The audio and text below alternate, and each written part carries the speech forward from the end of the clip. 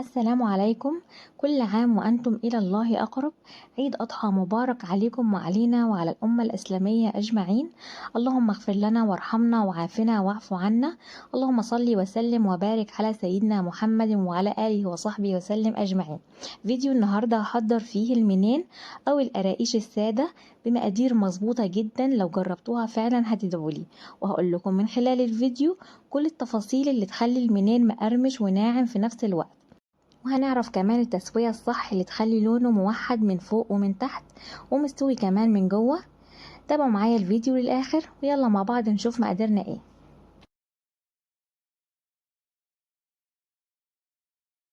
معايا كيلو دقيق متعدد الاستخدامات، و3 معالق لبن بودرة، وربع كوب سكر حوالي برضو 3 معالق كبار، وكمان 3 معالق سمسم، ومعلقة كبيرة خميرة فورية، ومعلقة ونص شمر، ومعلقة ونص ينسون. بالنسبة للسمنة والزيت أنا مستخدمة كيلو دقيق، فهستخدم قصاده نص كيلو سمنة على الزيت، حوالي 250 جرام سمنة و250 جرام زيت، يعني على بعض نص كيلو قصاد الكيلو الدقيق. لازم نمشي على المقادير دي عشان المنين يطلع معاكم مظبوط. بالنسبة للمية هستخدم حوالي كوب ونص من المية الدافية، ومعايا كمان ربع معلقة صغيرة كده من الملح. أنا نسيت ما أحطها وأنا بصور، هحطها دلوقتي وأنا بعمل المنين. اول حاجه هبدا اعملها هجمع كل المواد الجافه مع بعض. اليانسون والشمر انا طحنتهم وحطيتهم وحطيت معاهم الملح، ودلوقتي بحط اللبن البودره، وهحط السمسم والسكر ومعلقه الخميره اللي انا استخدمتها دي نوع كويس وانا مجرباها، فحطيتها مع المواد الجافه واقلب كله كده مع بعض، الدقيق وكل المكونات اللي انا حطيتها. طبعا الدقيق هنا انا كنت نخلاه في الاول. بالنسبة للسمنة والزيت أنا حطيتهم على بعض وسخنتهم على النار تسخين بسيط، مش عايزاهم يكونوا سخنين خالص ولا يغلوا، يدوبك بس كده يدفوا ان انا اقدر اعجنهم. بالنسبة للسمنة تقدري تستخدمي سمنة بلدي او سمنة نباتي زي ما تحبي، مفيش مشكلة، بس طبعا السمنة البلدي بتدي طعم وريحة وكمان بتكون خفيفة، او ممكن كمان تخلطيهم مع بعض مفيش مشكلة، بيبقى برضو طعمها حلو. اما بالنسبة للزيت فيفضل يكون زيت نوعه نضيف، لان الزيت لما بيكون نوعه مش حلو ممكن يعمل ريحة ويبوظ برضو طعم المنين. ودلوقتي كده انا بسيب المعلقة وهبدأ اعجن بايدي. انا عايزة الدقيق هنا يختفي، عايزة السمنة والزيت يغطوه خالص. باخد من تحت لفوق وكده وبعجن كويس.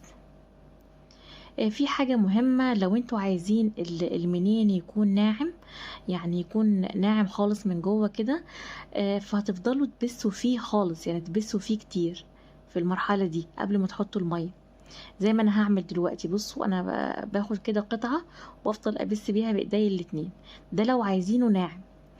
اما لو عايزينه كده يكون مقرمش من جوه وناشف، ما تعملوش زي ما انا عملت دلوقتي، يعني تقلبوه تقليبة بسيطة، يدوب بس يختفي الدقيق كده من السمنة والزيت وخلاص تحطوا المية. ده لو عايزينه يكون ناشف. عايزه اقول لكم انا وضحت لكم كده بس، لكن انا عن نفسي مش بعجنه كتير، يعني انا عن نفسي بحب المنين يكون فيه قرمشة كده شوية، بس انا بوضح لكم للي بيحب المنين يكون ناعم خالص من جوه. فعشان كده ده الفرق بين المنين اللي لما بتلاقوه طري كده من جوه، اعرفوا ان هو بيكون يعني مخدوم كويس في العجن قبل ما بنحط الميه. ودلوقتي انا بحط كده جزء من الميه. المقدار ده انا بحط فيه دايما كوب ونص ميه، يعني دايما بعمله بحط كوب ونص ميه. طبعا نوع الدقيق هنا مهم جدا، نوع الدقيق اللي انا استخدمته هنا متعدد الاستخدامات، وكمان لو نوعه يكون مخصص للكحك والنواعم يكون افضل. انا بحط الميه كده بالتدريج. المية هنا معايا بتكون دافية، انا بفضل اعجن بالمية مش باللبن، وبحط في العجينة من جوه لبن بودرة. ودلوقتي بحط اخر المية اللي معايا. الكوباية اللي انا بحط منها دي كوباية كبيرة مقدار كوب ونص من الكوباية العادية.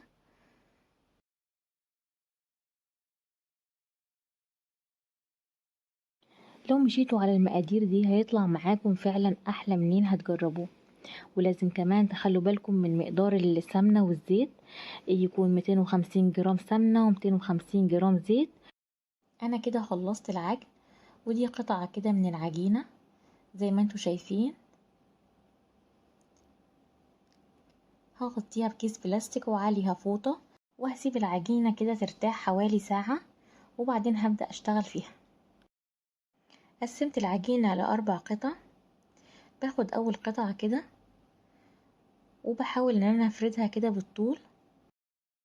انا بضم كده العجينة لبعض كده بحيث ان انا عايزاها تبقى زي الاسطوانة، عايزاها تكون طويلة، وبعدين بدوس عليها كده بايدي عشان تطلع معايا القطع متساوية بالطول.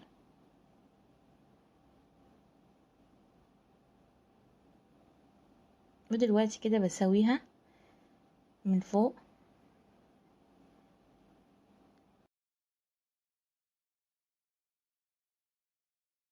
بعد ما سويتها كويس بجيب قطاعة كده وبقطعها بالتساوي، او ممكن كمان سكينة، او ممكن كمان قطعة البيتزا بتعملها بتكون اسرع. بس انا جبت القطاعة دي كنت عايزة الشكل يكون مشرشر، بس بصراحة لما خمرت كده واتحطت في الفرن الشكل راح يعني. بس طلعت معايا طبعا مظبوطة ومتساوية. ودلوقتي هجيب صينية. الصينية انا مش هدهنها اي مواد دهنية، لاني اصلا كده كده المنين فيه سمنة وزيت، فمش محتاج ان انا ادهن الصواني. باخد قطعة قطعة وبرصها في الصينية. ودي القطعة التانية، زي ما قلت لكم انا قسمتها ل4. ودلوقتي برضو بسويها وبقطعها بنفس اللي عملته في الاولانية. تقدروا كمان تقطعوا، يعني لو تفردوا العجينة تقسموها ل2 وتاخدوا جنب وتفردوه على الرخامة كلها كده، وبتجيبوا قطعة البيتزا وتفضلوا تقطعوا. بس انا بصراحة بحب الطريقة دي، لاني بتطلع لي كده القطع بالطول كده ومتساوية. وانا بشتغل في المنين كده وبقطعه بكون مشغلة الفرن على درجة حرارة 180. لازم المنين يدخل الفرن وهي سخنة. كيلو دقيق ده عمل معايا ال3 صواني دول. الفرن هنا هتكون على 180 في الرف الوسط.